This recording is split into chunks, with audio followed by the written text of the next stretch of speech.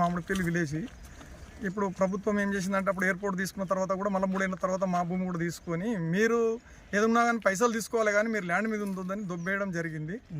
దానికి మేము కంటిన్యూగా దాన్ని పట్టుకొని చేస్తే మాకు ఎక్కడేమీ న్యాయం జరగలేదు. ఇప్పుడు మేమేం అడుగుతున్నామంటే ఇప్పుడు రేట్ ప్రకారంగా ఒక 500 గజాల స్థలం ఇయ్యి రేటు నిర్ణయించి మీరు చేయాలి.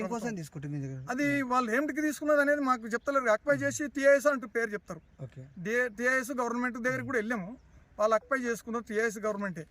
అయితే మేము 2006 నుంచి కంటిన్యూగా చేస్తున్నాం. ఇప్పుడు ఏం చెప్పింది అసలు గవర్నమెంట్? 2006 నుంచి మీరు పైసలు తీసుకొని మీకు ఆల్రెడీ మీకు లెటర్ ఇచ్చినాం కదా అని ఎంఆర్ఓ గారు తనకి అయితే అదే మాట అంటారు, కలెక్టర్ గారి దగ్గరికి పోతే అదే మాట అంటారు, ఆర్డీఓ దగ్గరికి పోతే అదే మాట అంటారు. అట్లా తిప్పుతో ఒక సంవత్సరం టైం వేస్ట్ చేస్తారు. టైం వేస్ట్ చేసిన తర్వాత మళ్ళీ ఫ్రెష్గా గట్టిగా ప్రెషర్ వేస్తే నువ్వు ఫ్రెష్గా తీసుకురా, మళ్ళీ ఆర్డీఓ గారు లెటర్ తీసుకురా పో అనడం. 3 ఎంఆర్ఓలు ఇచ్చారు నాకు లెటర్.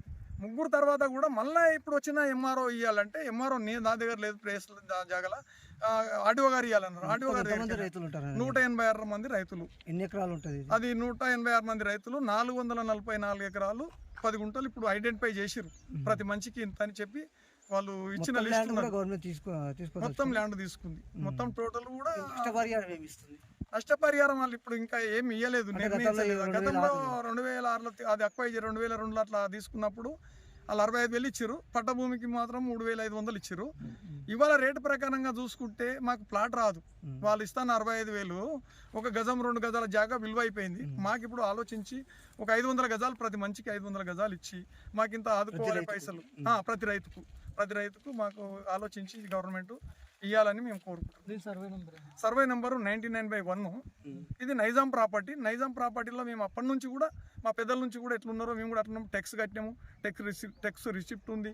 కొంత వాళ్ళు రాసిన రికార్డులో, పానీళ్ళు రాసిన రికార్డులో కూడా నాది 5 ఎకరాల పొలం ఉంది.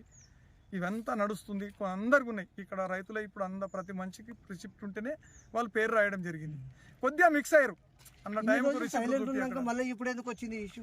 సైలెంట్ ఎక్కడ లేము, కోర్టుకు పోయినాం కాబట్టి మేము అమ్మ ఆలోచన చేసినామంటే కోర్టు డిసైడ్ చేస్తుందేమో. ఈ మధ్య ప్రభుత్వం అధికారులు ఏమైనా వచ్చారు? ఇక ఇప్పుడు ఏమి రాలేదు.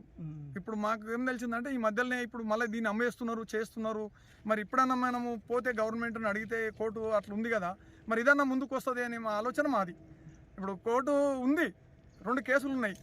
మనం ఫస్ట్ పోయినాం, ఎంతమంది వస్తే 10 మంది వచ్చారు, ఒక 80 మంది వచ్చారు, 80 మంది తీసుకొని పోయినా. మళ్ళీ 100 మంది మిగిలిపోయారు. 100 మంది మిగిలిపోయేటప్పుడు పక్క విలేజ్లో ఒక 9 లక్షలు ఇచ్చారు. కనీసం మాకు ఇప్పుడు 9 లక్షలు అన్న ఆదుకోరి అని చెప్పడం జరిగింది. గత ప్రభుత్వంలో లెటర్ ఇప్పుడు ఎంఆర్ఓలో ఉంది, అప్పటి నుంచి ఉన్నది. ఎంఆర్ఓ కంటిన్యూగా అవుతుంది. ఎంఆర్ఓ కానీ ఆర్డీఓ కానీ మధ్యలో ఉన్నది. ఈ 5-6 ఏళ్ళ సంది ఇక పెండింగ్ ఇస్తలేడు ఎంఆర్ఓ గారు. అంతకుముందు కంటిన్యూగా నడిచినాయి.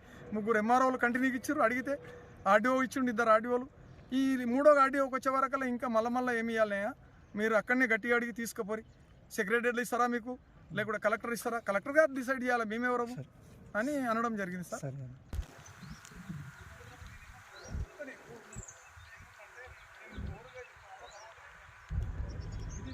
పైప్ లైన్ అంతా మొత్తం వాటర్ లైన్ ఆందాక